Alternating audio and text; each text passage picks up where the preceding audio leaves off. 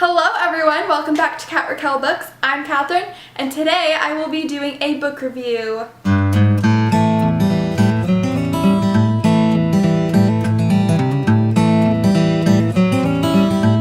You have all been waiting for. I will be reviewing The Fifth Wave by Yancey. If you have not picked up this book, get your hands on it now, because I guarantee you will love this book.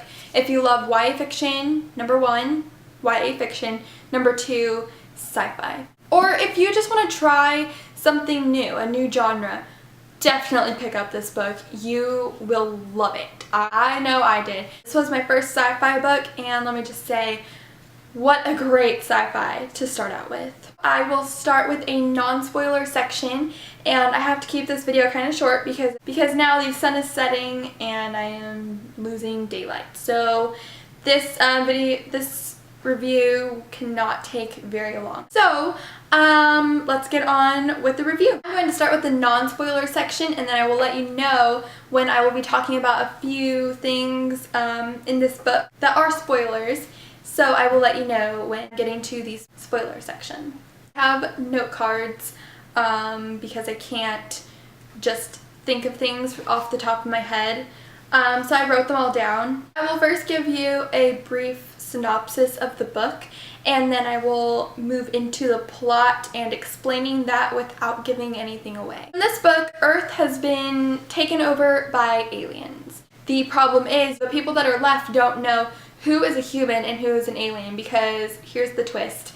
The aliens look like humans. You can't trust anybody. Most of the human race has been wiped out by 4 waves. The protagonist in this book is Cassie, and she is one of the last few people on Earth. She is alone. Basically, she's on her own, and she is looking for her brother. She knows that he's alive. He just has to be. The only way to save her brother is to stay alive. While Cassie is trying to survive on her own, she meets a guy named Evan Walker. While Cassie is trying to survive on her own, she meets a guy named Evan Walker, and only one rule applies: trust no one.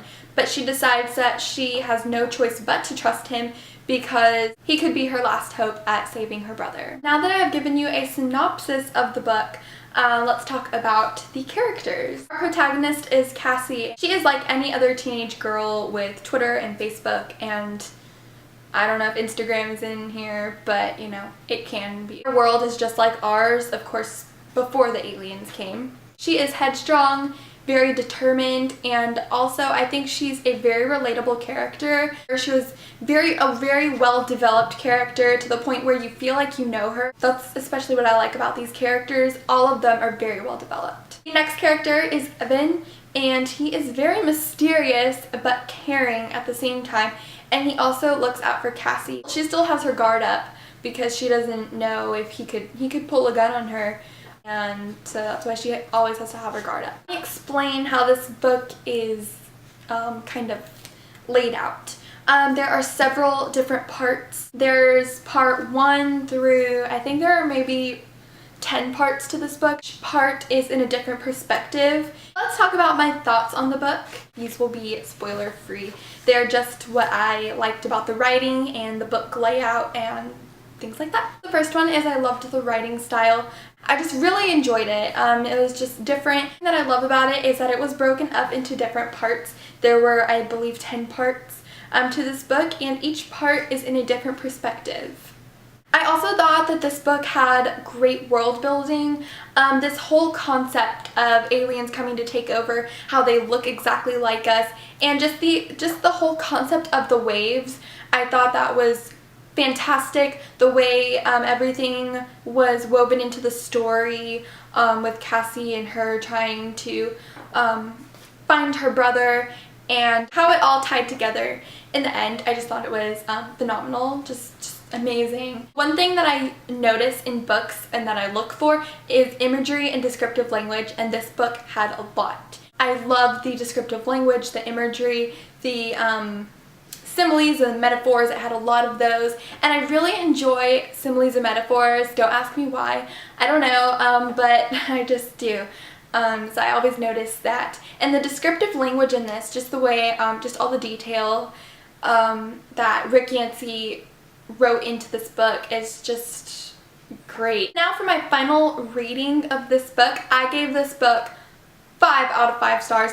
This book, I just thought it was phenomenal. I will definitely reread this book. This book is definitely on my top 10, one of my top 10 books, definitely of this year. That's pretty much all I have to say for the non-spoilers. Let's get to the spoiler section. So if you have not read this book, I would suggest clicking out and then coming back when you have read this or finished reading this, because it is spoiler time. To be honest, that Evan Walker was a silencer. Part 3 that we hear, it was part 3 silencer. Who knew that was Evan Walker? Raise your hands. Okay, I'm gonna raise it halfway because I had a feeling. I just had a feeling for some reason that it was going to be, that Evan Walker was gonna turn out to be one of them. But then Evan Walker comes in, saves her, and protects her. So I was like, no, I guess it can't be Evan Walker. I guess we were just hearing from a silencer's perspective. And no when it was, but it was towards the end of the book that he says, I'm not human, but I am.